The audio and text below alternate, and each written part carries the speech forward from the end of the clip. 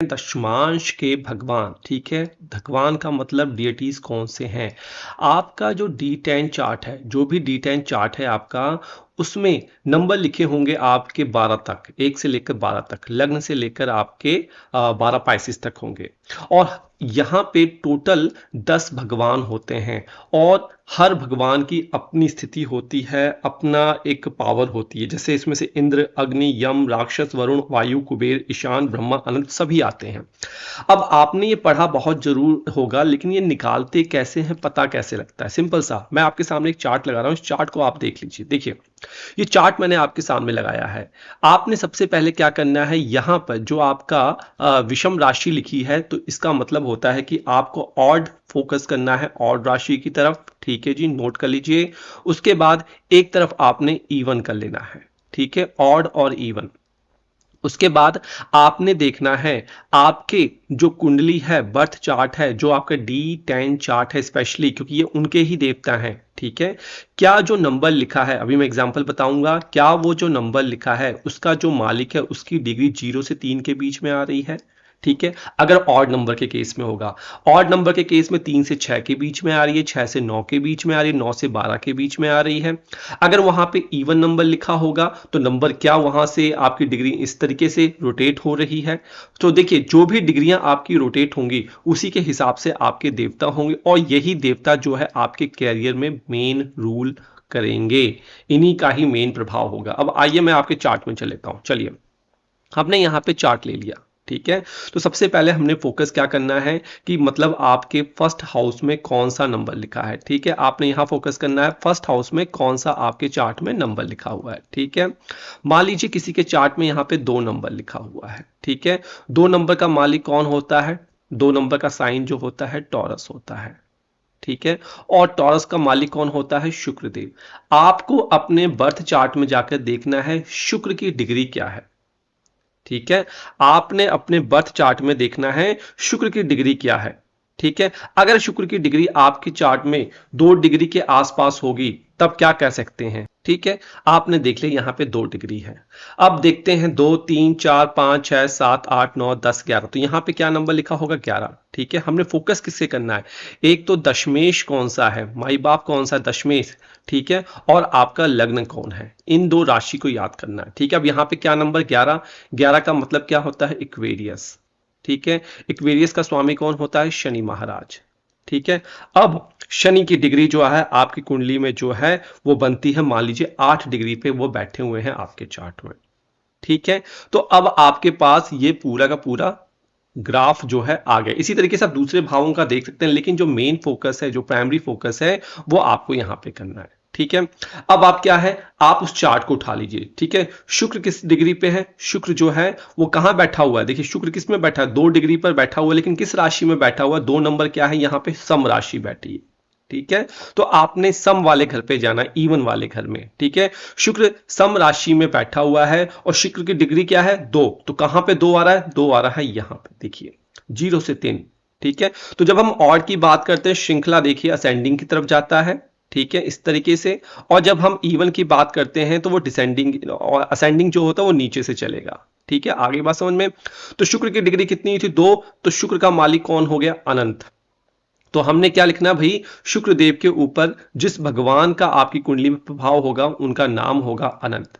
अब हमने अनंत की क्या विशेषता है वो मैं भी आपको बता दूंगा, ठीक है। जितने भी 10 देवता हैं उन सबकी विशेषता मैं आपको बताऊंगा। अनंत आ गया आपने, आइए इसी प्रकार से आपने शनिदेव का देख लेना है। शनिदेव किस में बैठे हैं, शनिदेव जो बैठे हुए हैं वो किस में बैठे हुए हैं, ऑड राशि में बैठे हुए, 11 नंबर यहां लिखा हुआ है, ठीक है। और नंबर 11 नंबर राशि में बैठे और डिग्री क्या है, 8। अब जाके फिर से चार्ट को देखिए, चार्ट को डाउनलोड कर लीजिएगा, नहीं तो हम अपनी वेबसाइट पे भी ज्योतिषकर.in पे भी इसको दे देंगे। 8 डिग्री के बीच में बैठे, तो 8 देखिए किसके बीच में आता है, 6 से 9 के बीच में आ रहा, तो इसके मालिक कौन हो गए, यम हो गए, ठीक है। तो आपने क्या करना है, इस चार्ट में जाना है और लिख देना है जो शनि देव के मालिक हैं यम। तो मतलब आपकी कुंडली में आपके कर्म के ऊपर अनंत देव का प्रभाव रहेगा, ठीक है। और आपके दशमेश का, आपके पैसे कमाने में, जीविका कमाने में जिस ग्रह का प्रभाव रहेगा, जिस भगवान का, देवता का प्रभाव रहेगा वो यम रहेगा। आपकी कुंडली इसी तरीके से कुछ भी हो सकती है। अगर आपको समझ नहीं आता है तो मैं इसका एक लाइव सेशन ले लूंगा आपको, ठीक है, जिसमें आपको मैं ये डेफिनेटली सीधे सीधे चार्ट पे समझाऊंगा हर एक चार्ट के हिसाब से, ठीक है। अभी एक सिंपल एग्जांपल ले लीजिए।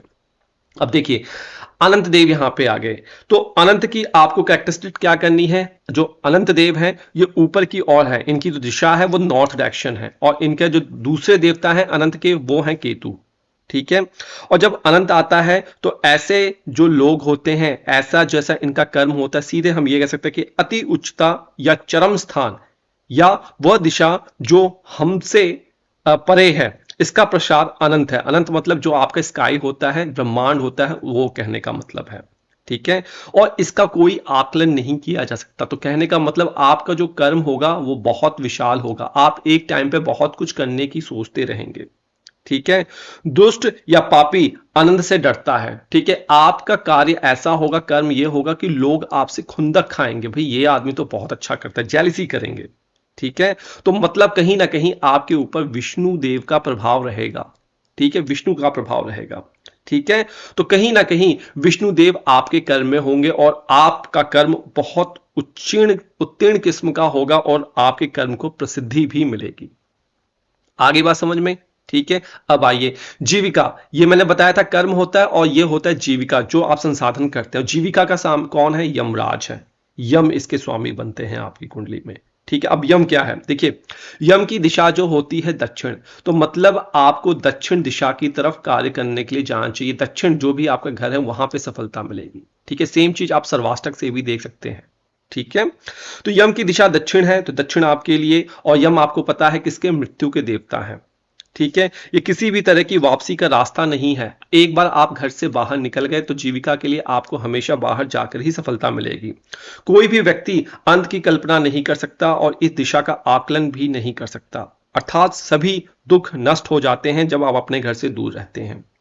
यम नियम को निश्चित करना है और उनकी सख्ती से पालन करता है। तो ऐसे लोग कहीं बाहर जाके कार्य करते हो किसी ना किसी तरीके से, अब आपके घर में कई सारे लोग होंगे जो विदेश में कार्य कर रहे हैं, कहीं ना कहीं यम का प्रभाव होगा, ठीक है।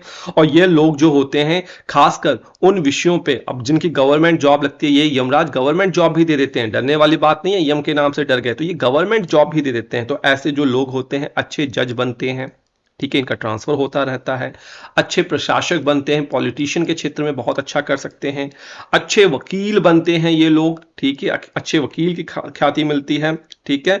और इसके ऊपर एक यम के ऊपर एक तो केतु का प्रभाव होता है और एक मंगल का प्रभाव होता है, तो स्टेमिना बहुत ज्यादा इसमें होता है, इनमें होता है, ठीक है।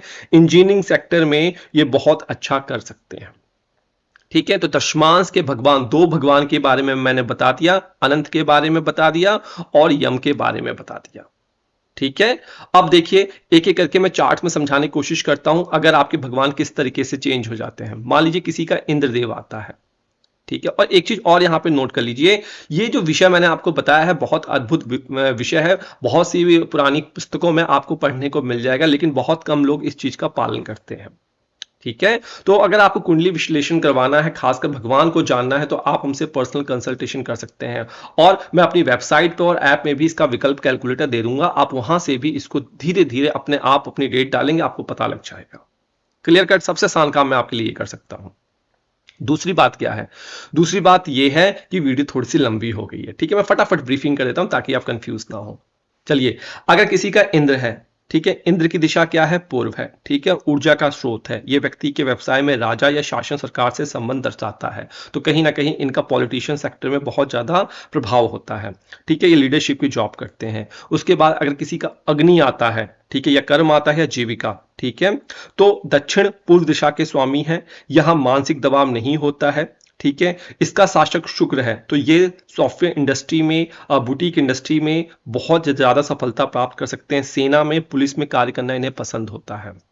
यम का बता दिया। राक्षस, किसी का राक्षस आता है तो देखिए ये एक तरीके से बहुत ज्यादा बेचैन ये लोग होते हैं, कुछ भी शॉर्टकट करने से नहीं डरते, बिना कुछ सोच विचार के ये अपने कार्य में लीन रहते हैं। राहु कार्य में कुछ रहस्य देता है, ठीक है।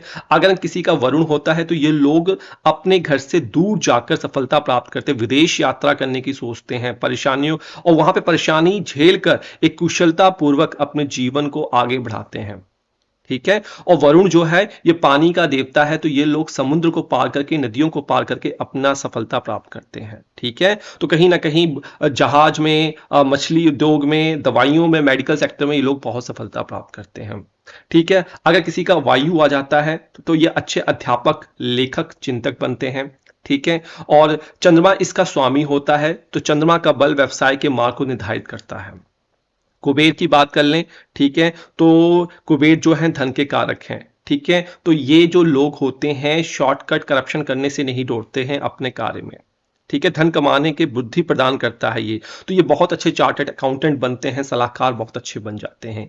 किसी का ईशान अगर निकल के आता है तो देखिए ये बहुत शांति प्रिय मन इनका होता है। ईशान कोण जैसे कहता है, ब्रह्म स्थान होता है, बृहस्पति इसका स्वामी है। तो ये बहुत अच्छे पुजारी, सलाहकार, अध्यापन, बैंकर आदि बन सकते हैं।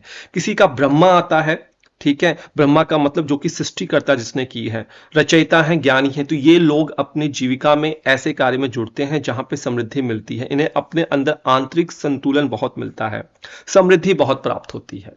ठीक है। तो इस तरीके से आप विश्लेषण कर सकते हैं। बहुत सिंपल तरीका है, इसको फिर से 2-3 बार देखिए, कैलकुलेटर में उपलब्ध करवा दूंगा, एक और चार्ट लेकर आपको मैं समझा दूंगा। श्री राधे, नमस्कार।